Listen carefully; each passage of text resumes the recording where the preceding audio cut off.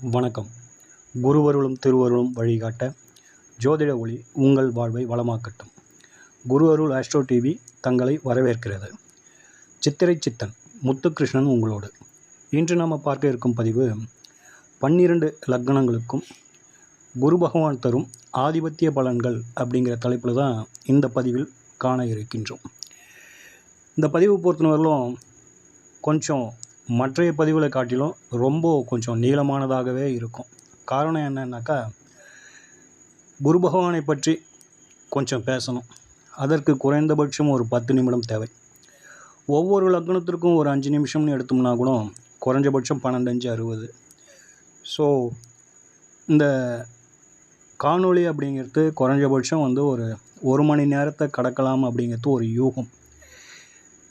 அதனால் விருப்பம் இருக்கிறவங்க கொஞ்சம் நம்ம குரு பகவானை பற்றியும் அவருடைய ஆதிபத்தியத்தால் ஏற்படுகின்ற பலாபலன்களை பற்றியும் தெரிந்து கொள்ளணும் அப்படிங்கிற ஆர்வம் இருக்கிறவங்களும் ஜோதிட மாணவர்களும் தொடர்ந்து இந்த காணொளியை பொறுமையாக நிதானமாக உங்கள் மனசுக்குள்ளே ஏற்றிங்க அல்லது எழுதி வச்சுக்கோங்க.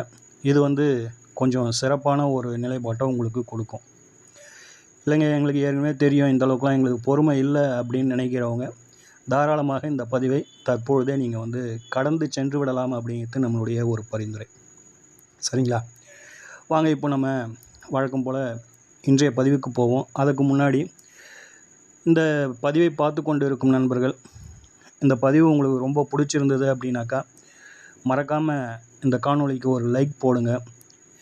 இந்த சொல்லுகின்ற இந்த லக்னத்திற்கு எப்படி இருக்குது ஏதா இருக்குதுன்னு பார்த்துட்டு உங்களுக்கு தெரிந்த நண்பர்கள், இத்தகைய அமைப்பில் யாராச்சும் உங்களுடைய நண்பர்கள் இருந்தாங்கன்னா அவங்களுக்கு இந்த காணொளியை ஷேர் பண்ணுங்கள். அவங்களும் குரு பகவானை பற்றிய ஒரு புரிதலை ஏற்படுத்தி கொள்ளட்டும். ரொம்ப இந்த காணொளியை பிடிச்சிருக்குது, இந்த பதிவு ரொம்ப பிடிச்சிருக்குது அப்படின்னு நினைக்கிறவங்க மறக்காமல் சேனலை சப்ஸ்கிரைப் பண்ணி எங்களுக்கு உதவுங்கள் அப்படின்ட்டு உங்களை கேட்டுக்கிறோம். சரிங்களா? ஸோ இப்போது முதல்ல குரு பகவானை பற்றி கொஞ்சம் தெரிஞ்சுக்குவோம். நவகோள்களில் குரு பகவான் முதன்மையான சுபகிரகம் அப்படிங்கிறது நம்ம எல்லோருக்கும் தெரியும். அதனால் குரு பகவானை அவருடைய ஆதிபத்திய ரீதியாக பார்ப்பதற்கு முன்னால் ஒரு சுபகிரகம் அப்படிங்கிற ஒரு கண்ணோட்டத்தில் எப்பயுமே உங்களுடைய மனசில் நிறுத்தி வச்சுக்கோங்க. சரிங்களா? அடுத்ததாக காரகத்தில் குரு பகவான் அப்படிங்கிற ஒரு முக்கியமான 2 காரகங்களை கையில் வச்சுருக்கார். ஒன்று தனக்காரகர், அடுத்ததாக புத்திரக்காரகர் அப்படிங்கிறத எப்பயுமே மறந்துடாதீங்க. மற்ற விஷயங்கள் எத்தனை இருந்த போதிலும் இது ரெண்டும் 2 கண்கள் போன்றது. இது ரொம்ப அத்தியாவசியம். குருவை பற்றி நினைக்கின்ற பொழுது இந்த 2 காரகங்களும் மிக மிக அத்தியாவசியம். அடிக்கடி நம்ம கையில் எடுக்கிற ஒரு விஷயம் அப்படிங்கிறத நம்ம நினைவில் வச்சுக்கிட்டோம்னா போதுமானது. இது ரெண்டும் ரொம்ப அத்தியாவசியம். அடுத்ததாக எந்த ஒரு லக்னமாக இருந்தாலும் இவரின் ஒரு தொடர்பு இல்லாமல் ஒரு சுப நிகழ்வு, மன நெகிழ்ச்சி, ஆனந்தம், ஒரு பூரிப்பு அல்லது ஒரு வளர்ச்சி, ஒரு விருத்தி அப்படிங்கிறதுலாம் வரணும் அப்படின்னாக்கா இவருடைய அந்த ஒரு தொடர்பு அப்படிங்கிறது வரணும். இவர் என்ன மாதிரியான ஆதிபத்தியம் பெற்றிருந்தாலும். ஏன் அப்படி சொல்கிறோம் அப்படின்னாக்கா, ஒரு திருமணமாகட்டும், ஒரு வீடு கட்டுறதாகட்டும், அல்லது ஒரு பெரிய பொருளாதார சேமிப்பாகட்டும், தொலைநோக்கு பார்வையாகட்டும், நாளைய தேவைக்காக இன்றைய தினமே நம்ம சேமித்து வைக்கின்ற அந்த பழக்க வழக்கமாகட்டும், நல்ல ஒழுக்கமாகட்டும், நல்ல சிந்தனைகளாகட்டும், ஒரு மதிப்பு மரியாதை என்ற ஒரு நிலைப்பாடுகளாகட்டும், இதெல்லாத்தையும் உயிர்காரகத்துவமாக இருந்தாலும் அது பொருள்காரகத்துவமாக இருந்தாலும் குரு தரும் அந்த ஒரு நிலைப்பாடு அப்படிங்கிறதுக்கு ஒரு தனி மதிப்பும் மரியாதையும் உண்டு அப்படிங்கிறத பார்த்துக்கோங்க. இப்போ முன்னாடி சொன்ன இந்த விஷயங்கள் அனைத்துமே குருவின் தயவோடு கிடைக்கின்ற பொழுது அது எல்லாமே சமூகம் மிகப்பெரிய அங்கீகாரத்தோடு நம்மளை பார்க்குது, ஒரு பெருமிதத்தோடு பார்க்குது. இதுவே மற்ற கிரகங்களின் தயவால் சில விஷயங்கள் கிடைக்கின்ற பொழுது ஒரு ஐயோ அவனா அப்படின்ற மாதிரியான ஒரு நிலைப்பாட்டை கூட நம்மளுக்கு எட்டிடும் அப்படிங்கிற மாதிரியான ஒரு நிலைப்பாடு. அது எப்படி தெரியுமா அப்படின்லாம் வேறு விதமாக பேசும் சில அமைப்புகளும் உண்டு அப்படிங்கிறதையும் நம்ம மறந்துடக்கூடாது. அதனால் குருவுக்கென்று ஒரு தனி ஒரு இடம் ஜோதிடத்தில் உண்டு அப்படிங்கிறத பார்த்துக்கோங்க. ஒரு கோச்சாரத்தை எடுத்துக்கிட்டிங்கன்னா கூட இவரின் தொடர்புகள் 5ஆம் இடத்தையோ 5ஆம் இடத்து அதிபதியோ தொடர்பு கொள்கின்ற பொழுது தான் நம்மளுக்கு ஒரு புத்திர பாக்கியம் கிடைக்கின்றது. சரிங்களா? சனீஸ்வர பகவானோடு தொடர்பு கொள்கின்ற பொழுது வேலை வாய்ப்புகள், வருமானம், உத்தியோகம், தொழில் இதெல்லாம் வந்து ஒரு விருத்தி அடைகின்றது அப்படிங்கிறத பார்த்துக்கோங்க. அதேபோல் வந்து தனஸ்தானாதிபதியுடன் சேருகின்ற பொழுது குரு தனக்காரகர், ஒவ்வொரு லக்னத்துக்கும் தனஸ்தானாதிபதினு இருப்பாங்கள்ல, அவங்களோடு சேருகின்ற பொழுது பொருளாதார மேன்மை அடைகின்றது. சுக்கிர பகவானோடு தொடர்பில் ஏற்படுகின்ற பொழுது அது ஆஞ்சாதகமாக இருந்தால் மன மகிழ்ச்சியாக ஒரு நட்பு, பெண் நட்புகளோட ஒரு தொடர்பை ஏற்படுத்துகின்றது. திருமணம் ஆகாமல் இருந்தாக்கா, திருமணம் ஆகாத ஒரு ஆணாக இருந்தால் அவங்களுக்கு வந்து ஒரு வாழ்க்கை துணையை ஏற்படுத்தி கொடுக்கின்றது அப்படிங்கிற மாதிரியான ஒரு நிலைப்பாட்டெல்லாம் குரு பகவான் தனது கோச்சார பலன்களில் முதன்மையாக செய்கின்றார் அப்படிங்கிறத வந்து நாம் வந்து மறுப்பதற்கில்லை. அப்படிப்பட்ட இந்த ஒரு சுபகிரகமான குரு பகவான் எல்லோருக்கும் வந்து சுபத்தன்மையே செஞ்சிடறாரா, சுப பலன்களையே கொடுத்துட்றாரா அப்படின்னாக்கா அதிலும் ஒரு கேள்விக்குறி விழுகிறது. ஏன்னா இவர் மேலே வந்து எல்லோருக்குமே வந்து குரு அப்படின்ற அந்த பெயரை சொன்ன உடனே எல்லோரும் வந்து இவர் நல்லதை மட்டுமே செய்வார், இவர் நல்லவர் அப்படின்ற ஒரு கோணத்திலேயே அவரை வந்து ஒரு பெரிய எதிர்பார்ப்புக்கு இடையில் அவரோட வந்து அவருடைய காலங்களை வந்து வரவேற்கிறாங்க. ஆனால் அது எதிர்மறையாகவும் போய்விடுவதுண்டு அப்படிங்கிறது தான் ஜோதிடத்தில் ஒரு யதார்த்தம். அப்படி ஒரு சுபகிரகம் எதிர்மறையான ஒரு நிகழ்வுகளை கொடுப்பதற்கு என்ன காரணம் அப்படின்னு நம்ம சிந்திக்கின்ற பொழுது காரணம் என்னவா ஆகுதுனாக்கா, லக்ன ரீதியாக நம்ம தொடுகின்ற பொழுது ஆதிபத்தியம் அப்படின்றத நம்ம வந்து கையில் எடுத்துக்கணும். அப்போ தான் வந்து அந்த சுபகிரகம் சுபத்தன்மையோட ஒரு பலன்களை கொடுக்குமா அல்லது அசுப பலன்களை கொடுக்குமா அப்படிங்கிற ஒரு நிலைப்பாட்டை நம்ம வந்து பகுத்து பார்க்க முடியும் என்பதை மறந்துடாதீங்க. ஸோ ஒரு சுபகிரகமாக இருந்தாலும் அசுபகிரகமாக இருந்தாலும் அது நற்பலன்களை கொடுக்கணும் அப்படின்னாக்கா அது ஆதிபத்திய ரீதியாக சுப ஆதிபத்தியம் பெற்றிருக்க வேண்டும் அப்படிங்கிறது தான் இங்கே இருக்கிற ஒரு நிலைப்பாடு. அதே போல் ஒரு சுபகிரகம் மேலும் மேலும் நல்ல நிலையிலிருந்து ஒரு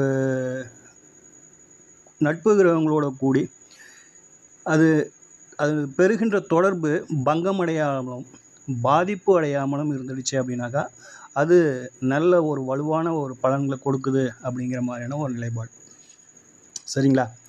ஸோ இப்போது உங்களுக்கு ஒரு விஷயம் உங்களுக்கு வந்து கிளியராக புரிஞ்சிருக்கும். என்ன அப்படின்னாக்கா, ஒரு சுபகிரகம் அப்படிங்கிறது அது பெற்ற ஆதிபத்திய தொடர்பால் தான் அது வந்து அசுப பலன்களை கொடுக்கும் ஒரு சந்தர்ப்பத்தை அது ஏற்படுத்தி கொள்கின்றது அப்படிங்கிறது உங்களுக்கு தெளிவாக புரிஞ்சிருக்கும். சரிங்களா? இதோட இந்த பகுதியை நம்ம வந்து நிறுத்திக்குவோம். அடுத்ததாக குரு பகவான் ஒரு சுபகிரகம் அப்படிங்கிறதுனால அவரை பொறுத்தவரையிலும் தனித்து இருப்பது சிறப்பல்லைங்க. சரிங்களா? அதுக்கு ஏன் அப்படிங்கிறத நம்ம தெரிஞ்சுக்கணும் இல்லைங்களா? இருக்கிற 9 கோள்கள்லேயே ரொம்ப ஒரு வைட்டான கிரகம் எது அப்படின்னாக்கா, அதாவது வந்து அடர்த்தியான, ரொம்ப சுற்றளவு அதிகமான, எடை அதிகமான அப்படின்லாம் நம்ம வந்து இதை வந்து எடுத்துக்கலாம். அந்த மாதிரி ரொம்ப பருமனானன்னு கூட சொல்லலாம். அப்படியான ஒரு கிரகம் அப்படின்னாக்கா அது குரு பகவான் தான்.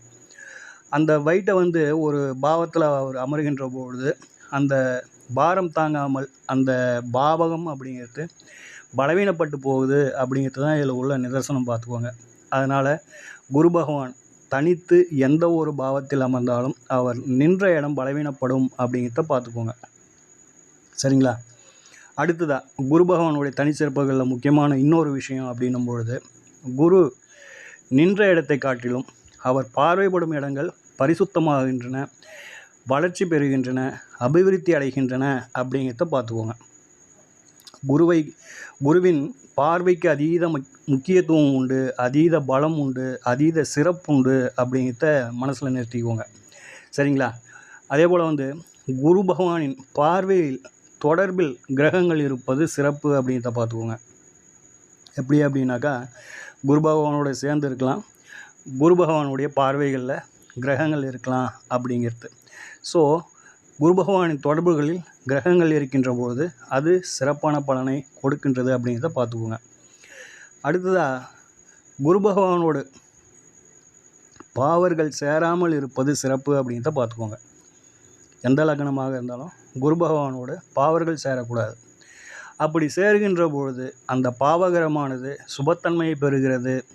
இவர் தன்னுடைய சுபத்தன்மை அனைத்தையும் தன்னோடு சேர்ந்திருக்கும் கிரகங்களுக்கு கொடுத்துவிட்டு இவர் பலவீனப்பட்டு போகிறார். அதனால் இவருடைய தசா காலங்கள் அந்த ஜாதகருக்கு பெரிய எதிர்பார்ப்பை கொடுத்து அதை பூர்த்தி அடையாமல் நின்று விடுகின்றது.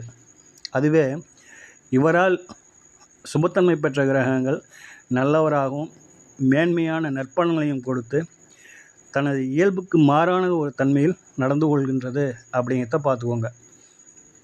இதற்கு உதாரணமாக இப்போ குருவோட ராகு சேர்ந்துக்குதுன்னு வச்சுங்க. முதல்ல ராகு தசை வந்துடும் இல்லைங்களா?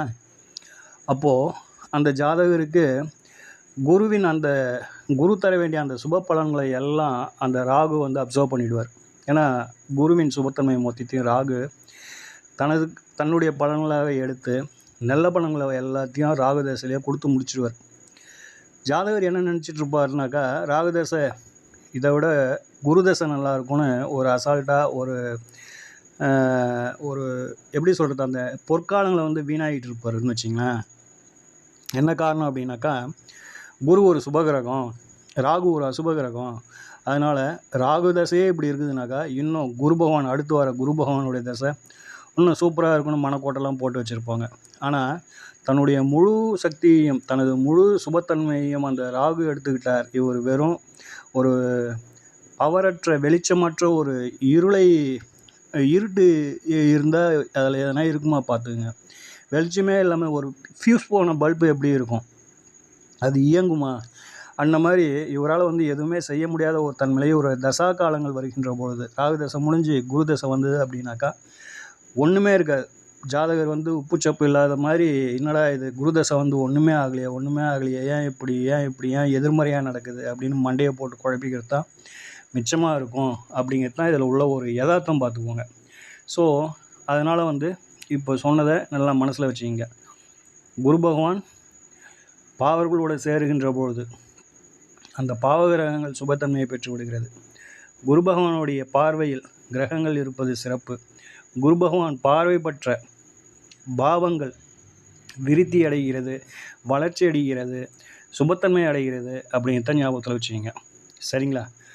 குரு எந்த லக்னமாக இருந்தாலும் லக்னத்தில் இருக்கின்ற பொழுது திக்பலம் பெறுகின்றார் அப்படிங்கிற ஒரு விஷயத்தையும் எப்பயுமே மனசில் வச்சுக்கிங்க. சரிங்களா? இந்த திக்பலம் அப்படிங்கிறது எந்த லக்னத்தில் இருந்தாலும் அது திக்பலம் அடைஞ்சிடும். இதுவே அவர் சுப ஆதிபத்தியம் பெற்று திக்பலம் பெற்று இருந்தால் இன்னும் கூடுதல் சிறப்பு அப்படிங்கிற ஒரு சின்ன செய்தியை கூட சேர்த்து வச்சுக்கிங்க. சரிங்களா? சரி, ரைட். இந்த வகையில் குரு பகவானை பொறுத்தவரையிலும் சின்ன சின்ன விஷயங்கள் உங்களுக்கு ஒரு பயனுள்ள பதிவாக இருந்திருக்கும் அப்படின்ட்டு நம்புகிறோம். இதெல்லாம் நீங்கள் நோட்ஸ் எடுத்து எழுதி வச்சுக்கிட்டாலும் சரி, அல்லது உங்கள் மனசில் நிறுத்தி வச்சுக்கிட்டாலும் சரி, இல்லை அப்படின்னாக்கா தேவைப்படும் போது இந்த பதிவை சேமித்து வைத்து மீண்டும் பார்த்து கொண்டாலும் சரி, அது உங்களுடைய விருப்பம். சரிங்களா? இப்போது மேஷ லக்னத்திற்கு அப்படின்னு சொல்லிட்டு குரு பகவான் எந்த ஆதிபத்தியம் வாங்குறாரு, அவர் எங்கே இருந்தால் சிறப்பு அப்படிங்கிறத பார்த்துருவோம். மேஷ லக்னத்தை பொறுத்தவரையிலும் குரு பகவான் அப்படிங்கிறவர் பாக்யாதிபதி, 9ஆம் அதிபதி மற்றும் 12ஆம் அதிபதி. 12ஆம் அதிபதி அப்படின்னு சொல்லிட்டு சொல்லுகின்ற போது அயன சயன போகஸ்தான அதிபதி மற்றும் மோட்சஸ்தான அதிபதி. மோட்சம் அப்படிங்கிறது தான் மோட்சஸ்தானம் அப்படின்னு சொல்லிட்டு தான் 12ஆம் நம்ம சொல்லுவோம் இல்லைங்களா? அப்போது 2 ஆதிபத்தியம். பொதுவாக குஜாதி ஐவர்களுக்கு ஒரு ஆதிபத்தியம் கிடையாது. ஒரு ஆதிபத்தியம் பெற்ற கிரகங்கள் 2 தான். ஒன்று சூரிய பகவான், இன்னொன்று சந்திர பகவான். மற்ற ஐவருக்கும் 2 ஆதிபத்தியங்கள் உண்டு அப்படிங்கிறத பார்த்துக்கோங்க. ஒரு ஆதிபத்தியம் அப்படிங்கிறது சுபமாக இருக்கலாம், மறு ஆதிபத்தியம் அப்படிங்கிறது கொஞ்சம் முன்ன பின்ன இருக்கலாம் அப்படிங்கிற மாதிரியான நிலைப்பாடு. இப்போ உதாரணமாக மேஷ லக்னத்திற்கு செவ்வாய் அப்படின்னு எடுத்துக்கிட்டிங்க அப்படின்னா லக்னாதிபதியாகவும் அட்டமாதிபதியாகவும் வருகிறார். ஆக மறு ஆதிபத்தியம் 8ஆம் இடம் அப்படிங்கிறது கொஞ்சம் சிறப்பில்லாத ஆதிபத்தியம் அப்படிங்கிறத நம்ம மறந்துடக்கூடாது. சரிங்களா? அப்படி குஜாதி ஐவர்களாகிய கிரகங்களில் குரு பகவானுக்கு மேஷ லக்னத்திற்கு பாக்யாதிபதியாகவும் 12ஆம் அதிபதியாகவும் அயன சயன போகஸ்தான அதிபதியாகவும் வருகின்றார் அப்படிங்கிறத மனசில் வச்சுக்கிங்க. சரிங்களா? அப்போது இங்கே நல்லா பார்த்துங்க, மேஷ லக்னம் அப்படிங்கிறது ஒரு அசுபகிரகத்தின் வீடு. பொதுவாக எல்லோரும் ஆசிரியர்கள் சொல்லும் ஒரு கூற்று என்ன அப்படின்னாக்கா, லக்னம் சுபகிரகங்களின் வீடுகளில் இருப்பது சிறப்பு அப்படின்னு சொல்லிட்டு சொல்லுவாங்க. அப்படி இல்லைனாலும் நீங்கள் ஒன்றும் பெரிய வருத்தம்லாம் பட்டுக்காதீங்க. மேஷ லக்னத்தில் வந்துட்டோம், இது ஒரு பாவகிரகத்தின் வீடு அப்படின்லாம் ரொம்ப மனசில் ஃபீல் பண்ணிக்காதீங்க. இதற்கு நமது முன்னோர்கள் ஒரு மாற்று உபாயத்தை வச்சுருக்காங்க, சிறப்பான ஒரு மாற்று உபாயம். என்ன அப்படின்னாக்கா, இப்படி பாவகிரகங்களின் வீடுகளில் லக்னம் வருகின்ற பொழுது அதன் பாக்கியாதிபதியாக சுபகிரகத்தின் வீடு வரும். சுபகிரகம் உங்களுக்கு பாக்கியாதிபதியாக வருவார். இப்போ சொன்ன இந்த விஷயத்தை நீங்கள் எந்த லக்னத்துக்கு போனாலும் அப்ளை பண்ணி பாருங்கள். லக்னம் சுபகிரகத்தின் வீடாக இருந்தால் பாக்கியம் அப்படிங்கிறது சுபகிரகத்தின் வீடாக அமைந்துவிடும் அப்படிங்கிறது சரியாக வரும். சரிங்களா? இப்போ உதாரணமாக மேஷ லக்னத்திற்கு லக்னம் அப்படிங்கிறது பாவகிரகத்தின் வீடு. அதுவே பாக்கியஸ்தானமான 9ஆம் இடம் அப்படிங்கிறது குரு பகவானின் சுபகிரகத்தின் வீடாக அமைஞ்சு போச்சு. சரிங்களா? இன்னொரு உதாரணம் பார்ப்போம். ரிஷப லக்னம் அப்படிங்கிறது இது சுபகிரகத்தின் வீடு இல்லைங்களா? சுக்கிர பகவான் அவர் ஒரு சுபகிரகம் தானே. ஆனால் அதன் பாக்கிய வீடு அப்படின்னு சொல்லிட்டு எடுக்கின்ற பொழுது 9ஆம் இடம் அது ஒரு பாவகிரக வீடான சனீஸ்வர பகவானின் வீடாக வரும். அந்த அதிபதி சனீஸ்வர பகவான் அவர் ஒரு பாவக்கோள் அப்படிங்கிறத மறந்துடாதீங்க. இந்த இரண்டுக்குமான ஒரு வித்தியாசம் என்ன அப்படின்னாக்கா, கிரகத்தை லக்னமாக இருக்கின்ற பொழுது தெய்வமும் தந்தையும் உங்களை வழிநடத்தி உங்களை நல்வழிப்படுத்துவாங்க. ஒரு சுபகிரகத்தின் வீட்டில் லக்னம் விழுகின்ற பொழுது நல்லது கெட்டது எல்லாத்தையுமே நீங்களே கொஞ்சம் அப்சர்வ் பண்ணணும், அதை நீங்களே தேடிக்கணும் அப்படிங்கிற மாதிரியான ஒரு நிலைப்பாடு. சரிங்களா? இதுதான் இதில் உள்ள சின்ன ஒரு வித்தியாசங்களாக எனது பார்வையில் உணர்ந்த விஷயத்தை உங்களோட பகிர்ந்து கொள்கிறேன். சரிங்களா? சரி வாங்க, இப்போது மேஷ லக்னத்திற்கு அவருடைய ஆதிபத்தியத்தை சொல்லியாச்சு. அதாவது 9, 12 அப்படின்னு சொல்லிட்டு இந்த பாக்கியம் அப்படிங்கிறது இவருக்கு வந்ததுனால 12ஆம் இடம் என்பது அடிபட்டு போகுங்க, பலவீனப்பட்டு போகும். அதனால் இந்த லக்னத்திற்கு இவர் முழு சுபராக இருக்கின்றார், திரிகோணாதிபதியாக இருக்கின்றார். அதனால் இவரை பொறுத்தவரையிலும் 1, 5, 9 இருக்கிறது ரொம்ப ரொம்ப சிறப்புங்க. சரிங்களா? அடுத்ததாக இவரை பொறுத்தவரையிலும் நேசம் பெறுவதோ அட்டமத்தில் இருப்பதோ சிறப்பல்ல. ஏங்க அப்படி சொல்கிறோம்? அட்டமத்தில் இருக்கின்ற பொழுது தந்தையை எட்ட இருக்க செய்துவிடும் அல்லது பிரித்து விட்டுரும் ஜாதகர்களிடத்திலிருந்து. சரிங்களா? அடுத்ததாக 8ஆம் இடத்துல இருக்கின்ற பொழுது குரு பகவான் புத்திர காரகர் அப்படின்ட்டு நம்ம மறந்துடக்கூடாது. அது 8க்கு போகும்போது இங்கே சூரியன் பலம் இழந்து இருந்தாலோ அந்த பாவம் பலம் இழந்து இருந்தாலோ புத்திரதோஷத்தின் கடுமை கொஞ்சம் வலுவாக இருக்கும் அப்படிங்கிறத மறந்துடாதீங்க. சரிங்களா?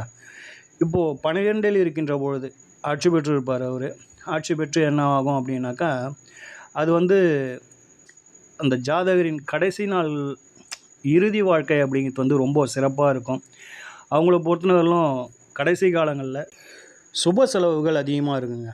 சுப செலவுகள் அப்படின்னு சொல்லும்பொழுது 4 பேருக்கு நல்ல உதவிகளை செய்கிறது, அன்னதானம் செய்கிறது, ஆலயங்கள் கட்டுவது, கும்பாபிஷேகங்கள் செய்வது, திருமணங்கள் செய்து வைப்பது, குழந்தைங்களுக்கு நல்ல விஷயத்திற்கு செலவு செய்வது, ஆன்மீக சுற்றுலாக்களை அதிகமாக கடைசி காலங்களில் கோயிலாக போயிட்டு ஏறி இறங்கிட்டு இருப்பாங்க.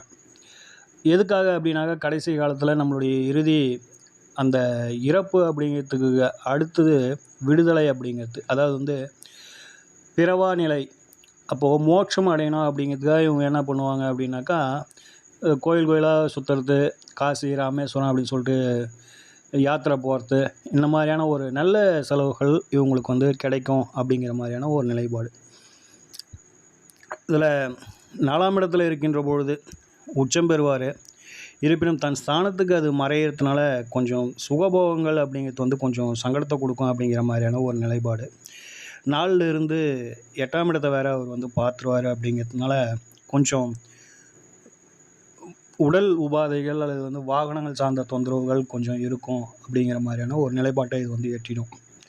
ஸோ 4ஆம் இடத்தில் இருக்கின்ற பொழுதும் தந்தை ஸ்தானம் தன் ஸ்தானத்துக்கு மறையுது அப்படிங்கிற பொழுது கொஞ்சம் அப்பாவை பற்றிய கொஞ்சம் கவலைகளும் இவங்களுக்கு இருக்கும், குழந்தைகளை பற்றிய கொஞ்சம் கவலைகளும் இவங்களுக்கு இருக்கும் அப்படிங்கிற மாதிரியான ஒரு நிலைப்பாட்டை எட்டிடும்னு வச்சுங்களேன்.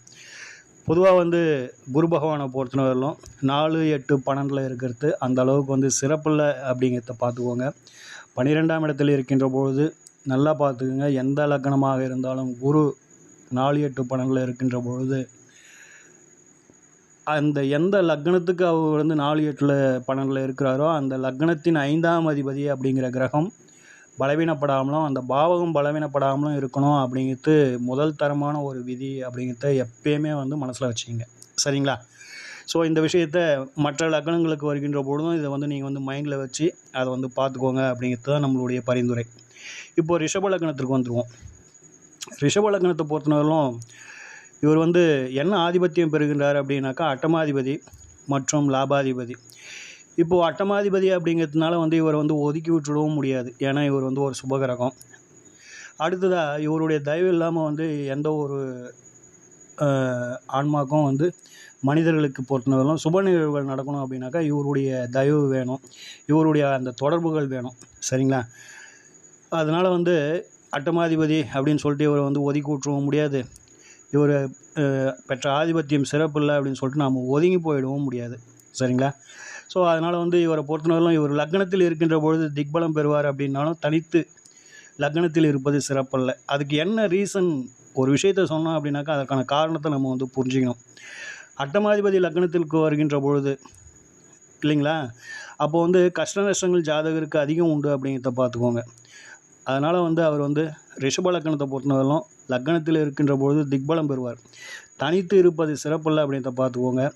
லக்னத்தில் ரிஷப லக்னத்தில் குரு இருக்க பிறந்தவர்கள் பெரும்பாலும் வந்து ஒரு நிரந்தரமான ஒரு வேலையில் அவங்க இருக்கிறதுல பல வேலைகளை பார்க்குறாங்க, பல தொழிலை பார்க்குறாங்க, பல இடங்களில் மாறுறாங்க. ஆனால் இருப்பிடம் அப்படின்னு எடுக்கின்ற பொழுது ஒரு நல்ல நகரத்தில் இருக்கிறாங்க தவிர பெரும்பாலும் வந்து அவங்க வந்து ஒரே வேலையிலையோ ஒரே வருமானத்துலேயோ இருக்கிறதில்ல அப்படிங்கிற மாதிரியான ஒரு நிலைப்பாட்டை எடுக்குது. பல வேலைகள் செய்கிறாங்க, அதில் வந்து எதுலேயும் வந்து நிலைச்சு நிற்க மாட்டுறாங்க அப்படிங்கிற மாதிரியான ஒரு நிலைப்பாடு. இந்த விதியை நீங்கள் ஆய்வு செய்கின்ற பொழுது இதில் வந்து ஏதேனும் பரிவர்த்தனைகள் இருக்குதான்னு பார்த்துங்க. ஏன் அப்படி சொல்கிறோம் அப்படின்னாக்கா, சில ஜாதகங்களில் வந்து லக்னாதிபதியும் 11ஆம் அதிபதியும் சுக்கிரனும் குருவும் பரிவர்த்தனை ஆகியிருப்பாங்க. அது நல்ல யோகத்தை கொடுக்குற அமைப்பு அப்படிங்கிறதையும் மறந்துடாதீங்க. சரிங்களா? அடுத்ததாக குரு பகவானை பொறுத்தவரையிலும் 7ஆம் இடத்துல இருப்பது சிறப்பில்லைங்க. என்ன காரணம் அப்படின்னாக்கா 11ஆம் அதிபதி 7-11 தொடர்பு. இது வந்து தாரதோஷத்தை கொடுத்துரும். இதோட இன்னும் கூடுதலாக சந்திரன் லக்னத்திலிருந்து இவரை தொடர்பு கொண்டாலும் அல்லது 7ஆம் இடத்தில் இருக்கும் குருவோடு சேர்ந்து நின்றாலும் இது இன்னும் மிகப்பெரிய ஒரு தோஷத்தை கொடுத்துருது. ஒன்று சிலருக்கெல்லாம் திருமணத்தையே கொடுக்காம போயிடுது, பலருக்கு ஒன்றுக்கு மேற்பட்ட திருமணங்களை கொடுத்துடுது அப்படிங்கிற மாதிரியான ஒரு நிலைப்பாடு. சரிங்களா? இவர் 9ஆம் இடமான பாக்கியஸ்தானத்தில் குரு அப்படிங்கிறவர் வந்து நீச்சமாவாருங்க. ஸோ இது நல்ல அமைப்பா அப்படின்னு கேட்டாக்கா அட்டமாதிபதி பலம் இழப்பது சிறப்பு, ஆனால் லக்னாதிபதி பலமாக இருந்துட்டாக்கா இன்னும் சிறப்பு அப்படிங்கிறத பார்த்துக்கோங்க. ஸோ இவர் வந்து அந்த பாவகம் அப்படிங்கிறது பலவீனப்பட்டு போகும். எந்த பாவகம், நீச்சம் பெற்ற ஒரு கிரகம் எந்த பாவத்தில் இருந்தாலும் அந்த பாவகம் கொஞ்சம் பலவீனப்படும். அந்த வகையில் இப்போது இதே அமைப்பு இருந்து சனீஸ்வர பகவான் 10ல் இருந்துட்டாருன்னு வச்சிங்க, பெரிய அளவில் பாதிப்பு இருக்காது அப்படிங்கிற மாதிரியான ஒரு நிலைப்பாட்டை எட்டிடும். சரிங்களா? ரைட். அதே மாதிரி வந்து 11ல் இருக்கலாங்க. ரிஷப லக்னத்திற்கு குரு 11ல் இருக்கலாம். அப்படி இருக்கின்ற பொழுது அது வந்து 11ஆம் இடம் என்பது ஆசை அபிலாசைகளை சொல்லக்கூடிய இடம், நண்பர்களை சொல்லக்கூடிய இடம். அது வந்து ஒரு பணபரஸ்தானம், மூத்த சகோதரர்களை சொல்லக்கூடிய இடம். அதனால் வந்து மூத்த உறவு அப்படின்னு சொல்கிறது முன் சகோதரர்கள், அண்ணன் அப்படிங்கிறவங்களாம், சித்தப்பா அண்ணன் அப்படிங்கிறவங்களாம் நல்ல அமைப்பில் இருப்பாங்க. அவங்களுடைய ஒத்துழைப்பு கிடைக்கும். இவங்களுடைய எண்ணங்கள் எளிதில் ஈடேறும் அப்படிங்கிற மாதிரியான ஒரு நிலைப்பாட்டை கொடுக்கும்.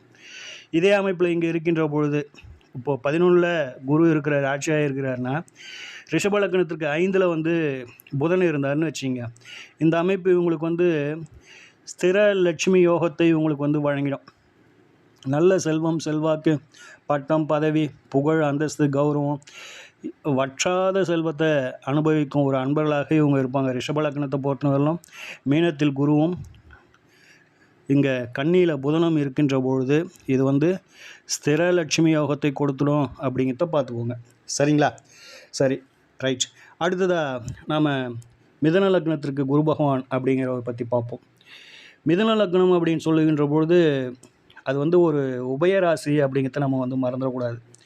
அடுத்ததாக இந்த ராசிக்கு குரு பகவான், இந்த லக்னத்திற்கு குரு பகவான். சரிங்களா? ராசின்னு சொன்னாக்கா நீங்கள் உடனே வந்து சந்திரனை யோசிக்காதீங்க. மிதன லக்னம் அப்படிங்கிறத மைண்டில் ஃபிக்ஸ் பண்ணிங்க. மிதன லக்னத்திற்கு குரு பகவான் அப்படிங்கிறவர் வந்து பாதகாதிபதியாக திகழ்கின்றார். அடுத்ததாக இவர் வந்து கேந்திராதிபத்தியம் தோஷம் பெற்றவராக திகழ்கின்றார். அடுத்ததாக மாரகாதிபதியாக திகழ்கின்றார். ஆக உபய லக்னங்களுக்கு குரு பகவான் அப்படிங்கிறவர் பொறுத்தவரையிலும் இவர் வந்து 3 விதமான தோஷங்களை கொண்ட ஒரு பாவகிரகமாக திகழ்கின்றார். ஒரு சுபகிரகம் தான் குரு. ஆனால் புத பகவானுடைய இந்த மிதுன லக்னத்திற்கு பாவராக மாறிவிடுகின்றார் அப்படிங்கிறது தான் யதார்த்தம். சரிங்களா? அதனால் இவரை பொறுத்தவரையிலும் 2ஆம் இடத்தில் இருப்பது சிறப்பில்ல அப்படிங்கிறத பார்த்துக்கோங்க. 2ஆம் இடத்தில் இருக்கின்ற பொழுது அவர் வந்து உச்சம் பெறுவார்.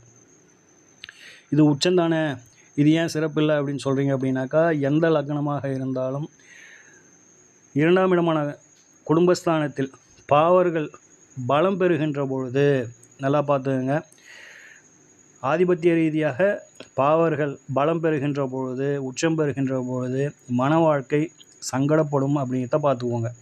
சரிங்களா? அதனால் வந்து இது வந்து தாரதோஷத்தை கொடுத்துரும், குடும்பத்தை பிரித்து விட்டுடும் அப்படிங்கிற ஒரு நிலைப்பாட்டை ஏற்றிடும். ஸோ அதனால் வந்து உபய லக்னமான மிதுனத்திற்கு குரு பகவான் தனஸ்தானத்தில் இருந்து உச்சம் பெறுவது சிறப்பல்ல, அது மன வாழ்க்கையை சங்கடப்படுத்தும் அப்படிங்கிறத பார்த்துக்கோங்க.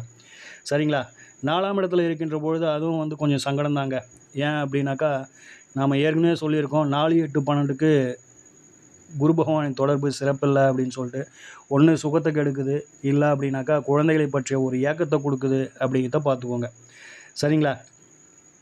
கூடுதலாக மிதுன லக்னத்தை பொறுத்தவரையிலும் அவர் வந்து கன்னியில் இருக்கின்ற பொழுது, 4ஆம் இடத்துல இருக்கின்ற பொழுது அது என்ன ஆகும் அப்படின்னாக்கா, கேந்திராதிபத்திய தோஷம் அப்படிங்கிறதும் வந்துடும். சரிங்களா? ஸோ அது வந்து சிறப்பில்லை. 7ஆம் இடத்துல இருக்கலாங்க. 7ஆம் இடத்துல இருக்கின்ற பொழுது ஆட்சி ஆகுது அப்படிங்கிறதுனால மனைவி, கலத்திரம், நண்பர்கள், கூட்டு தொழில், வெளியூர், வெளி மாநிலம் இதெல்லாம் வந்து கொஞ்சம் சிறப்பாக இருக்கும் அப்படிங்கிற மாதிரியான ஒரு அமைப்பு. சரிங்களா? 8ஆம் இடத்தில் இருக்கின்ற பொழுது நீச்சம் பெறும். 7ஆம் அதிபதி களத்திர ஸ்தானாதிபதி நீச்சம் பெறுவது சிறப்பல்ல, அது வந்து களத்திர தோஷம் அப்படின்னு சொல்லிட்டு சொல்லலாம். சரிங்களா? களத்திர தோஷம் ஏற்பட்டு போகணும், திருமணம் தாமதமாகும் அப்படிங்கிற ஒரு நிலைமை. இப்போ 11ஆம் அதிபதி எந்த நிலையில் இருக்கிறாரு, அவருடைய நிலையை பொறுத்து தான் தாரதோஷம் ஏற்படுமா அப்படிங்கிறத பார்க்கணும். அதே போல் வந்து 7ஆம் இடத்துல என்ன நிலைப்பாடு அப்படிங்கிறத கூர்ந்து கவனிக்கணும் அப்படிங்கிறத பார்த்துக்கோங்க. இருப்பினும் பாதகாதிபதி, மாரகாதிபதி, கேந்திராதிபதி தோஷம் பெற்ற கிரகம் பலவீனப்படுகின்ற பொழுது அது வந்து செல்வம், சொத்து, கல்வி இது போன்ற அமைப்புகளுக்கு வந்து இது வந்து கொஞ்சம் சிறப்பாக இருக்கும் அப்படிங்கிற மாதிரியான ஒரு நிலைப்பாடு. 10ல் இருக்கின்ற பொழுது குரு பகவான் ஆட்சி ஆவார். 10ஆம் அதிபதி பலம் அப்படிங்கிற ஒரு நிலைப்பாட்டை எட்டும். ஸோ அதனால் வந்து தொழில் ஜீவனம் அப்படிங்கிற வகையில் நல்ல நிலையை எட்டும் அப்படிங்கிறதுல மாற்று கருத்து இல்லை. கௌரவம், அந்தஸ்து, புகழ் இதெல்லாம் நிச்சயமாக நல்லாவே இருக்கும். இது வந்து ஒரு பஞ்சமகா புருஷ யோகத்தை இது வந்து கொடுக்குது அப்படிங்கிற ஒரு நிலைப்பாட்டை எட்டும். மிதுன லக்னத்திற்கு குரு பகவான் 7ஆம் இடத்தில் ஆட்சி ஆகின்ற பொழுதும் 10ஆம் இடமான ஜீவனஸ்தானத்தில் அவர் ஆட்சி ஆகின்ற பொழுதும் இது வந்து பஞ்சமகா புருஷ யோகங்களில் ஹம்ச யோகம் அப்படிங்கிற ஒரு யோகத்தை ஏற்படுத்தி நல்ல நிலையில் ஜாதகரை உயர்த்துது அப்படிங்கிறது தான் இதில் உள்ள ஒரு நிலைப்பாடு. இந்த யோகங்கள் ஏற்படுகின்ற பொழுது இவருக்கு ஆகாத கிரகங்களோ அல்லது வந்து இவர் வந்து பலவீனப்படுவதோ பங்கப்படுவதோ கூடாது அப்படிங்கிறத பார்த்துக்கோங்க. சரிங்களா? ஸோ இவர் ஒரு மிதுன லக்னத்திற்கு இவர் வந்து ஒரு ஆகாத கிரகமாக இருந்தாலும் இவர் வந்து 7-10 இருக்கின்ற பொழுது ஒரு நல்ல உயர்வான நற்பலன்களை கொடுக்கின்றார் அப்படிங்கிறதுல எந்த விதமான மாற்று கருத்தும் இல்லை. இவரை பொறுத்தவரையிலும் 11ஆம் இடத்துக்கு போவது அந்தளவுக்கு வந்து சிறப்பு இல்லைங்க. காரணம் என்ன அப்படின்னாக்கா, இவர் வந்து களத்திர ஸ்தானாதிபதி 7ஆம் அதிபதி 11க்கு போனால் அது வந்து தோஷத்தை ஏற்படுத்தும். எந்த வகையில் அப்படின்னாக்கா, தாரதோஷத்தை கொடுக்கும் அப்படிங்கிற மாதிரியான ஒரு நிலைப்பாடு. அப்போது இங்கே 7ஆம் இடம் என்னாச்சு அப்படிங்கிறதையும் நம்ம வந்து கூடுதலாக பார்க்கணும். 2ஆம் இடத்தையும் நம்ம வந்து சேர்த்து கவனிக்கணும் அப்படிங்கிறத பார்த்துக்கோங்க. 12ஆம் இடத்துல இருக்கலாம் அப்படிங்கிறது தான் நம்மளுடைய நிலைப்பாடு. ஏன் அப்படின்னாக்கா, ஒரு பாவகிரகம் அது வந்து மறைவது சிறப்பு அப்படிங்கிறதுல ஒரு நல்ல நிலை, எதிர்ப்புகள் குறையும் அப்படிங்கிறது தாங்க. அடுத்து நம்ம பார்க்க இருக்கும் லக்னம் கடக லக்னங்க. கடக லக்னத்தை பொறுத்தவரையிலும் குரு பகவான் அப்படிங்கிறவர் 6ஆம் அதிபதி ஆகின்ற ருண ரோக சத்ருஸ்தானாதிபதி மற்றும் பாக்யாதிபதி. அதனால் வந்து பாக்யாதிபதியம் பெற்றதுனால குரு பகவான் இந்த லக்னத்திற்கு 6ஆம் அதிபதியான அந்த 6ஆம் வீட்டின் ஆதிபத்தியம் அப்படிங்கிறது கொஞ்சம் பலவீனப்படும். ஏன்னா இவர் வந்து இந்த லக்னத்திற்கு முழு சுபராக விடுகின்றார் அப்படிங்கிறதுனால இந்த ஆதிபத்தியம் கொஞ்சம் அடிபட்டு போகும் அப்படிங்கிற மாதிரியான ஒரு நிலைப்பாடு. அதனால் கடக லக்னத்தை பொறுத்தவரையிலும் இவர் பலவீனப்படக்கூடாது அப்படிங்கிறத பார்த்துக்கோங்க. இவரை பொறுத்தவரையிலும் 1, 5, 9 இருக்கிறது ரொம்ப ரொம்ப சிறப்பு அப்படிங்கிறத பார்த்துக்கோங்க. சரிங்களா? இது ஏன் அப்படின்னாக்கா ஒரு கோணாதிபதி ஒரு கோணத்தில் இருக்கிறது சிறப்பு. லக்னத்திற்கு வருகின்ற பொழுது அவர் வந்து உச்சம் பெற்றுவார். உச்சம் பெற்று இருக்கின்ற பொழுது 6ஆம் அதிபதியும் பலமாயிடுறாரு அப்படிங்கிற மாதிரியான ஒரு நிலைப்பாடு. அப்போது இது என்ன நிலைப்பாட்டை கொடுக்கும் அப்படின்னாக்கா, நல்ல உத்தியோகம், எதிரிகள் வந்து இவங்ககிட்ட வந்து சரணடைஞ்சிருவாங்க. இவங்கள யாருன்னா வந்து ஒருத்தவங்க எதிரியாக நினச்சாங்கன்னா அவங்க பலவீனப்பட்டு போயிடுவாங்க அப்படிங்கிற மாதிரியான ஒரு நிலைப்பாடு. சரிங்களா? இப்போது பாக்கியாதிபதி அப்படின்றது லக்னத்தில் இருக்குது அப்படின்றது வந்து ஒரு சிறந்த அமைப்பு அப்படின்றத பார்த்துக்கோங்க. ஜாதகரை பொறுத்தவரையிலும் நல்ல சிந்தனைகள் இருக்கும், தான தர்மங்கள் நல்லா செய்வார், வள்ளல் குணம் இருக்கும், 4 பேருக்கு உதவிகள் நல்லபடியாக தன்னலமற்ற உதவி புரிவாங்க. இவங்கெல்லாம் வந்து சொக்க தங்கம் அப்படின்னு சொல்லிட்டு நம்ம வந்து கடக லக்னத்திற்கு குரு நல்ல நிலையில் 9 லக்னத்தில் இருந்தாருன்னு வச்சுங்க, அவங்களெலாம் வந்து ரொம்ப நல்லவங்க. நல்ல சிந்தனைகள் இருக்கும், நல்ல வழிகாட்டுவாங்க, நல்ல கல்வி அறிவு இருக்கும், நல்ல மேன்மை பெறுவார்கள் அப்படின்றத பார்த்துக்கோங்க. சரிங்களா? அப்படி இருக்கின்ற பொழுது லக்னாதிபதியும் நல்ல நிலையில் இருக்கணும். அடுத்ததாக அந்த குருவுக்கு எந்த ஒரு பாவகிரகங்களின் தொடர்பும் இல்லாமல் இருந்தது அப்படின்னாக்கா, இவங்கள போன்று ஆன்மீக சிந்தனைகளாகட்டும், அதேபோல் வந்து தான தர்ம சிந்தனைகளாகட்டும், இவங்கள போல் ஒரு நல்லவங்க வேறு யாரும் இல்லை அப்படிங்கிறத நாம் வந்து உறுதிப்பட சொல்லலாம். சரிங்களா? அதனால் வந்து குரு பகவானை பொறுத்தவரையிலும் இந்த லக்னத்திற்கு ஒரு முழு சுபகிரகம் அப்படிங்கிறத பார்த்துக்கோங்க. அவர் எந்த காரணத்தை கொண்டும் 6, 8, 12 மறையக்கூடாது. 6ஆம் இடம் பரவாயில்லைங்க. ஏன் அப்படின்னாக்கா அவர் 6ஆம் அதிபதியாகவே ஆகின்றார். அப்போது அந்த இடத்துல என்ன ஆகும் அப்படின்னாக்கா, ஹர்ஷயோகம் அப்படிங்கிற நிலைப்பாட்டை எட்டிடும். பரவாயில்லையா? சரிங்களா? 7ஆம் இடத்துல இருக்கின்ற பொழுது அது வந்து நீச்சமாகிடும். அது தப்பு. 8ஆம் இடம் அப்படிங்கிறது தந்தையை வந்து எட்டி இழக்கவோ செய்திடும் அப்படிங்கிற மாதிரி ஒரு நிலைப்பாடு. அப்படி இல்லைனாக்கா தந்தையால் பெரும் மன துயரங்களும் கஷ்டங்களும் ஏற்பட்டுடும். கூடுதலாக 8ல் இருக்கின்ற பொழுது புத்திர காரகிரகமான குரு 8ல் இருக்கின்றார் அப்படிங்கிறதையும் பார்த்துக்கோங்க. சரிங்களா? 12ல் இருக்கும்போது 6ஆம் இடமான தன் வீட்டை தானே பார்த்துருவாருங்க. அதனால் வேலை வாய்ப்புகள் அப்படின்னும்பொழுது கொஞ்சம் வெளியிடங்களுக்கு அழைத்து சென்று வந்து கொஞ்சம் வேலையில் ஒரு நல்ல கௌரவமான ஒரு வேலையை கொடுத்துரும் அப்படிங்கிற மாதிரியான ஒரு நிலைப்பாடு. ஸோ கடகலக்கணத்தை பொறுத்தவரையிலும் அவர் வந்து நீச்சம் பெறக்கூடாது, 8ஆம் இடத்துல இருக்கக்கூடாது அப்படிங்கிறத பார்த்துக்கோங்க.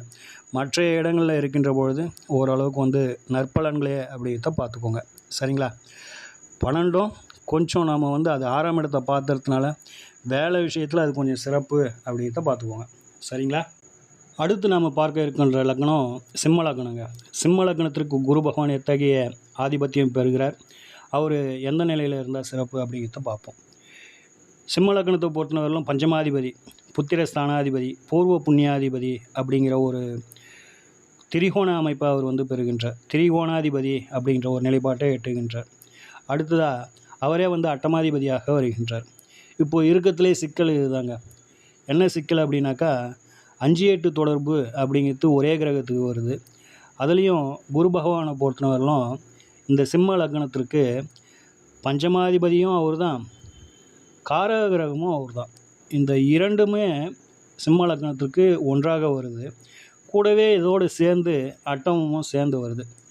அதனால் பொதுவாகவே சிம்ம லக்னத்தில் பிறந்த அன்பர்களுக்கு இந்த 5ஆம் வீட்டின் ஆதிபத்தியத்தில் ஏதோ ஒரு குறையை அவங்களால வந்து கடக்காமல் போக முடியாது அப்படிங்கிறது தான் இதில் உள்ள ஒரு நிதர்சனமான உண்மை. ஒன்று, இவங்க வந்து காதலில் சங்கடப்பட்டு அதில் வந்து கொஞ்சம் மனக்கசப்பு அடைகிறாங்க. இல்லைங்க, காதல்லாம் எங்களுக்கு எதுவுமே இல்லை, நான் அதெல்லாம் வந்து பெரிய அளவில் மாட்டல அப்படின்னாக்கா, இவங்க வந்து புத்திரம் சார்ந்த வகையில் ஏதோ ஒரு வகையில் ஒரு கசப்பை உணர்கிறாங்க அப்படிங்கிறதுல மாற்று கருத்து இல்லை. இந்த 2ல் எதனா ஒன்றுத்தில் நிச்சயமாக வந்து சிம்ம லக்னத்தில் பிறந்த அன்பர்கள் எதனா ஒன்றுத்தில் நிச்சயமாக வந்து இவங்க வந்து மாட்டிடுறாங்க. ஸோ அதனால் வந்து இதை ஏற்று அனுசரித்து பக்குவப்பட்டு நீங்கள் நடந்துக்குவது சிறப்பு அப்படின்றத பார்த்துக்கோங்க. சரிங்களா? மற்றபடி இந்த குரு பகவானை பொறுத்தவரையிலும் அட்டமாதிபத்தியம் பெற்றதுனால சிம்ம லக்னத்திற்கு இவர் வந்து கொஞ்சம் சிறப்பில்லாத கிரகம் அப்படிங்கிறது தான் என்னுடைய புரிதல். சரிங்களா? ரைட். இப்போது கன்னியா லக்னத்துக்கு வந்துடுவோம். கன்னியா லக்னத்தை பொறுத்தவரையிலும் இவர் பலம் பெறுவது சிறப்பல்ல, பலவீனப்படுவது சிறப்பு. ஏன் அப்படின்னாக்கா, கன்னியா லக்னத்தை பொறுத்தவரையிலும் இவர் வந்து ஆதிபத்திய விசேஷம் இல்லாத ஒரு கிரகம்தான். அதனால் வந்து 11ல் நின்று பலம் பெற்றால் மனவாழ்வு சிறப்பில்லை அப்படிங்கிறத பார்த்துக்கோங்க. சரிங்களா? களத்திர தோஷம் ஏற்படும் அப்படிங்கிற மாதிரியான ஒரு நிலைப்பாடு. 2ஆம் இடத்துக்கு வரலாமா அப்படின்னாக்கா 2ஆம் இடத்துக்கு வருவதும் அந்தளவுக்கு வந்து சிறப்பில்லை அப்படிங்கிறத பார்த்துக்கோங்க. சரி, 5ஆம் இடத்துல இருக்கலாமா அப்படின்னாக்கா 5ஆம் இடத்துல இருக்கின்ற பொழுது நீச்சம் அப்படிங்கிற ஒரு நிலையை எட்டிடும்.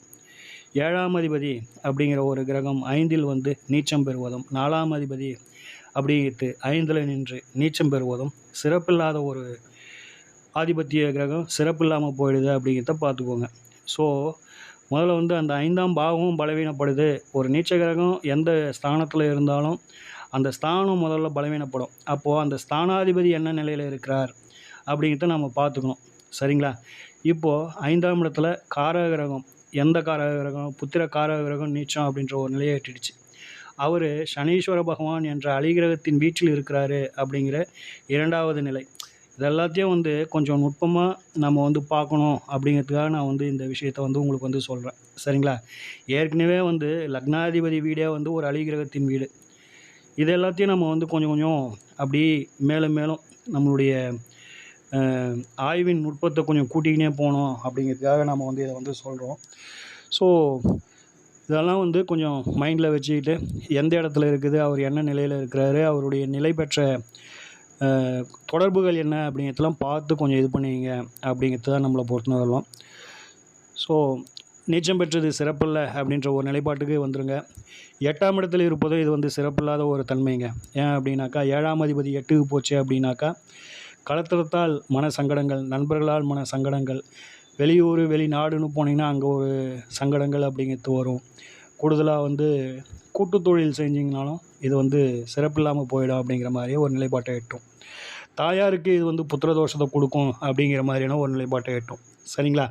ஸோ 8ஆம் இடத்தில் இருப்பதும் கன்னியா லக்னத்திற்கு 8ஆம் இடத்தில் இருப்பதும் குரு பகவான் சிறப்பில்லை அப்படிங்கிறத பார்த்துக்கோங்க. 12க்கு வருகின்ற போது புத்திர காரக கிரகம் அப்படிங்கிறது வந்து 12க்கு வந்தது. மற்றபடி 7ஆம் அதிபதியே அப்படின்னு நம்ம யோசிக்காமல் பாதகாதிபதி 12க்கு போனார், மறைஞ்சார் அப்படின்னு நாம் நினச்சோம் அப்படின்னாக்கா இது வந்து கொஞ்சம் சிறந்த பலனை கொடுக்குது அப்படிங்கிற மாதிரியான ஒரு நிலைப்பாட்டை இது வந்து அறிவிக்கும். சரிங்களா? ஸோ அடுத்ததாக துலா லக்னம். துலா லக்னத்தை பொறுத்தவரையிலும் 3ஆம் அதிபதியாகவும் 6ஆம் அதிபதியாகவும் வர்றார். அதனால் வந்து இவர் வந்து பலம் பெறணுமா, பலம் பெறக்கூடாதா, மறையணுமா, அல்லது லக்னத்தில் இருக்கணுமா, எப்படி இருக்கணும் அப்படிங்கிறதுல வந்து சிறிய குழப்பங்கள் இருக்கணும். இந்த குழப்பத்துக்கு எனது ஆசிரியர் எனக்கு சொல்லி கொடுத்த அந்த விதி 100% சரியாக வருது. அந்த விதியை உங்களோட பகிர்ந்துக்கிறேன். உங்களுக்கு வரும் ஜாதகங்களுக்கு நீங்கள் வந்து அப்ளை பண்ணி பாருங்கள். அந்த விதி உங்களுக்கும் 100% சிறப்பாக அமையும் அப்படிங்கிறது என்னுடைய கருத்து. அதாவது வந்து இந்த விதி என்ன அப்படின்னாக்கா, துலா லக்னத்தை பொறுத்தவரையிலும் குரு அப்படிங்கிற 6ஆம் அதிபதி 3, 6க்குரிய குரு பகவான் கெடக்கூடாது அப்படிங்கிறது முக்கியமான ஒரு விஷயம். அதுலேயும் குறிப்பாக 8ஆம் இடத்துல நின்று மறையக்கூடாது, 12ஆம் இடத்துல நின்று மறையக்கூடாது அப்படிங்கிறது ரொம்ப ரொம்ப முக்கியமான ஒரு விஷயம். இவரை பொறுத்தவரையிலும் லக்னத்தில் இருக்கலாம் அப்படிங்கிறது கூடுதலான ஒரு விஷயம். அதே போல் வந்து சந்திரனோடு சேர்ந்து இருக்கலாம் அப்படிங்கிறது ஒரு கூடுதலான ஒரு விஷயம். ஏன் இப்படி சொல்கிறோம் அப்படின்னாக்கா, 10ஆம் இடத்தின் உச்சாதிபதி இந்த குரு பகவான் தான். துலா லக்னத்திற்கு 10ஆம் இடத்தின் உச்சாதிபதி இந்த குரு பகவான். 10ஆம் அதிபதி சந்திர பகவான். இந்த இருவரும் சேர்ந்து இருக்கின்ற பொழுது அது வந்து சிறந்த நற்பலன்களை கொடுக்குது, உயர்வான ஒரு உத்தியோகத்தை கொடுக்குது, வருமானத்தை கொடுக்குது, தொழிலை கொடுக்குது, ஜீவனத்தை கொடுக்குது. ரொம்ப கஷ்டப்படாமல் இவங்களை வந்து மேன்மை உரை செய்யுது அப்படிங்கிறது தான் இதில் உள்ள ஒரு யதார்த்தம் பார்த்துக்கோங்க. ஸோ இந்த விதியை சொன்னது அப்படின்னு சொல்லிட்டு என்னுடைய ஆசிரியர் காலஞ்சென்ற கீழவளவு கே. சுப்பிரமணியம் ஐயா அவர்கள் வந்து லக்ன பலன்கள் அப்படிங்கிற ஒரு புத்தகத்தில் இந்த விதியை நல்லா விரிவாக எழுதி வச்சுருக்கிறாரு.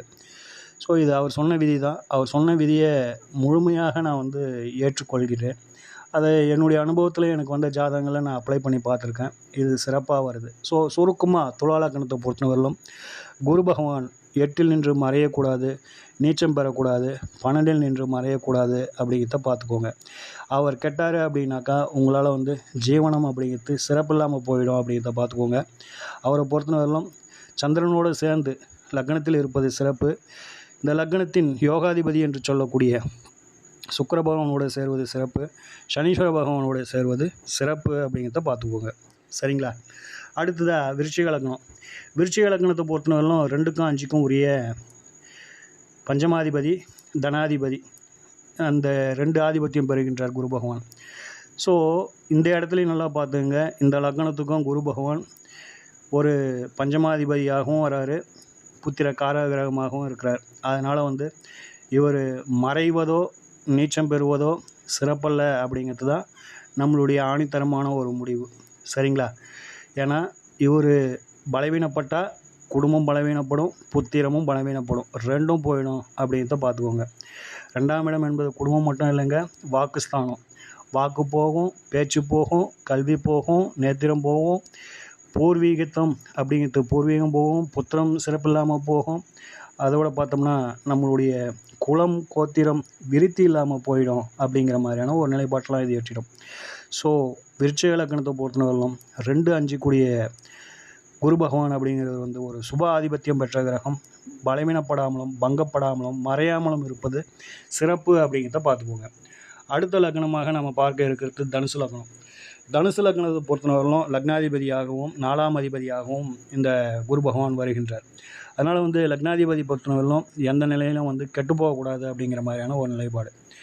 இதில் இருக்கிற ஒரே ஒரு சூட்சமான ஒரு விஷயம் அப்படின்னாக்கா, லக்னாதிபதியான குரு பகவான் 8ல் இருக்கின்ற பொழுது உச்சம் பெறுவார். ஸோ என்ன ஆகும் அப்படின்னாக்கா, வெளியூர், வெளிநாடு, வெளி மாநிலங்களில் போயிட்டு கொஞ்சம் கஷ்டப்பட்டாச்சும் முன்னுக்கு வந்துடுவாங்க, ஒரு தனித்துவமாக தெரிவாங்க அப்படிங்கிற மாதிரியான ஒரு நிலைப்பாடு. இருப்பினும் 2ஆம் இடத்தில் நின்று பலவீனப்பட்டுட்டார் அப்படின்னாக்கா, குடும்பஸ்தானத்தில் நின்று பலவீனப்படுவது சிறப்பல்ல அப்படிங்கிறத பார்த்துக்கோங்க. அது குடும்ப தோஷமாக ஆகிடும். அது காலகாலத்தில் நடக்க வேண்டிய எந்த ஒரு சுப நிகழ்வையும் காலகாலத்தில் கொடுக்காது. ஒரு காலகாலத்தில் திருமணம் நடந்து காலகாலத்தில் ஒரு குழந்தையை ஈன்றெடுத்து அப்படிங்கிற ஒரு நிலைப்பாட்டெலாம் அது சங்கடப்படுத்தும் அப்படிங்கிற மாதிரியான ஒரு நிலைப்பாடு. சரிங்களா? ஸோ தனுசு லக்னத்தை பொறுத்தவரையிலும் லக்னாதிபதியாகவும் 4ஆம் அதிபதியாகவும் குரு பகவான் திகழ்கின்றார். அதனால் அவர் பலவீனப்படாமல் இருப்பது சிறப்பு அப்படிங்கிறத பார்த்துக்கோங்க. மகர லக்னம்.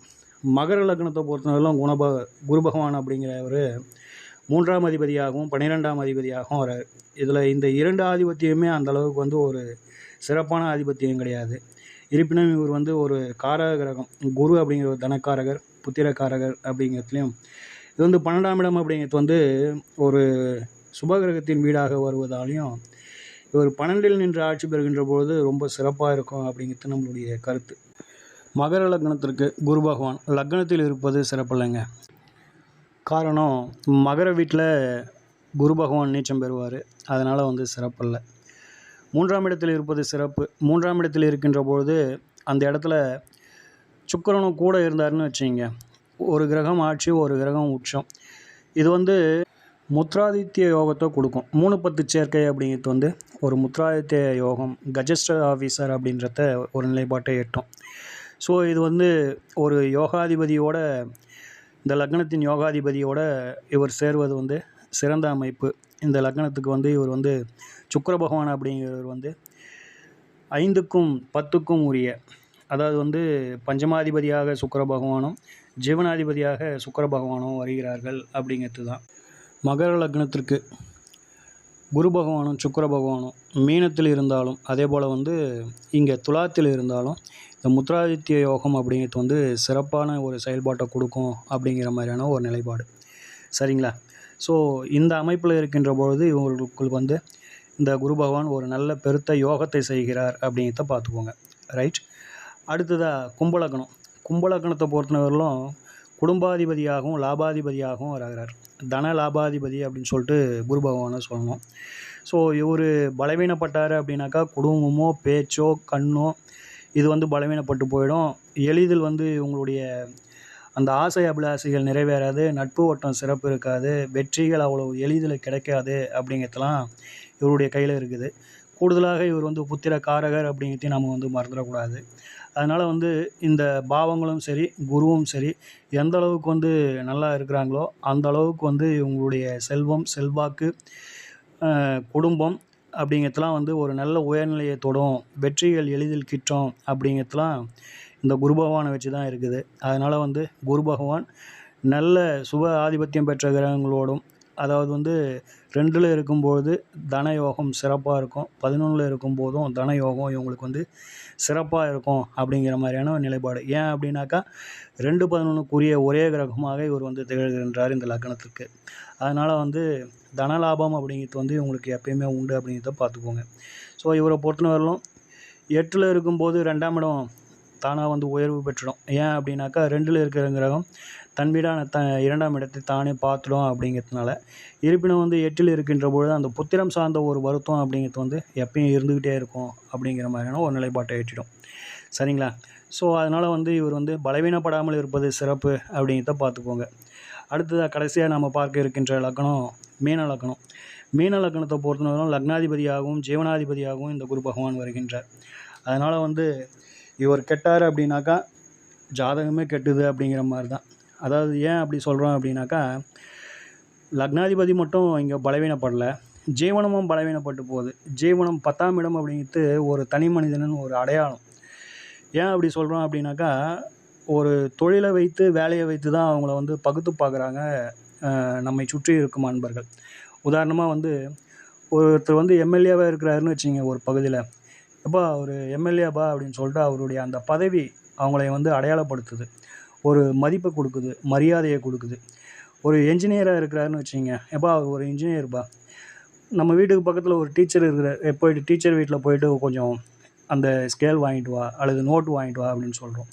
ஆக பெயரை காட்டிலும் ஒருவருக்கு ஒரு தனி மதிப்பும் மரியாதையும் கொடுக்கறது அவங்க செய்யும் ஜீவனம், அவங்க செய்யும் பதவி, அவர்கள் செய்யும் உத்தியோகம், அவர்கள் செய்யும் தொழில் அப்படிங்கிறது அவங்களுக்கு வந்து ஒரு மதிப்பு மரியாதையை கொடுக்குது அப்படிங்கிறத நீங்கள் இதன் மூலம் புரிஞ்சிக்கலாம். ஸோ அதனால் மீன லக்னத்தை பொறுத்தவரையிலும் குரு பகவான் கெட்டால் ஜீவனமும் கெட்டுது அப்படிங்கிற மாதிரியான ஒரு நிலைப்பாடு. ஏன் அப்படின்னாக்கா லக்னாதிபதியே 10ஆம் அதிபதி ஆகின்றார் அப்படிங்கிறது இதனுடைய சூட்சமம். சரிங்களா? ஸோ இவரை பொறுத்தவரையிலும் லக்னாதிபதி அப்படிங்கிறதுனால 1, 5, 9ல் இருக்கலாம் அப்படிங்கிறது இதனுடைய நிலைப்பாடு. சரிங்களா? அடுத்ததாக 10ஆம் இடத்துல இருக்கின்ற பொழுது ஆட்சி ஆகின்றார். அப்போது அம்சயோகம் அப்படிங்கிறது வந்து பஞ்சமகா புருஷ யோகத்தில் அம்சயோகம் ஏற்பட்டு ஒரு நல்ல உயர்வான நிலையை ஏற்றிடுவாங்க. ஒரு மந்திரியாகவோ அல்லது ஒரு மாவட்ட நிர்வாகியாகவோ அல்லது வந்து ஒரு டாக்டராகவோ ஒரு இன்ஜினியராகவோ நல்ல ஒரு உயர்வான ஒரு நிலைப்பாட்டை ஏற்றிடுவாங்க அப்படிங்கிற மாதிரியான ஒரு நிலைப்பாட்டை இது வந்து அறிவிக்கும். சரிங்களா? ஸோ இவரை பொறுத்தவரையிலும் 5ஆம் இடத்துல இருக்கலாம் அப்படிங்கிறது நம்மளுடைய அமைப்பு. 9ஆம் இடத்துல இருக்கலாம், 2ஆம் இடத்துல இருக்கலாம். 2ஆம் இடத்துல இருக்கின்ற பொழுது 10ஆம் இடத்தை பார்த்துருவார். அப்போது இது என்ன ஆகும் அப்படின்னாக்கா 2க்கு பாக்கியமான 2ஆம் இடத்துக்கு பாக்கியம் தான் இந்த 10ஆம் இடம். அப்போது தனத்தின் பாக்கியஸ்தானம் ஒரு சுபகிரகத்தால் பார்க்கப்பட்டு பலம் பெறுகிறதுன்னு நீங்கள் எடுத்துக்கிட்டாலும் சரி, தன் வீட்டை தானே குரு பார்த்தார், அதனால் வந்து அந்த ஜீவனம் பலம் பெற்றது, விருத்தியாட்சின்னு நீங்கள் எடுத்துக்கிட்டாலும் சரி, எந்த வகையில் நீங்கள் எடுத்துக்கிட்டீங்கனாலும் 2ஆம் இடத்துல இருப்பது பொருளாதாரத்திற்கும் அவருடைய கௌரவத்திற்கும் அது நல்ல ஒரு மேன்மையை தரும் அப்படிங்கிறதுல மாற்று கருத்தில்லை நண்பர்களே. சரிங்களா? இவரை பொறுத்தவரையிலும் 6, 8, 12ல் மறையாமல் இருப்பது சிறப்பு அப்படிங்கிறத பார்த்துக்கோங்க.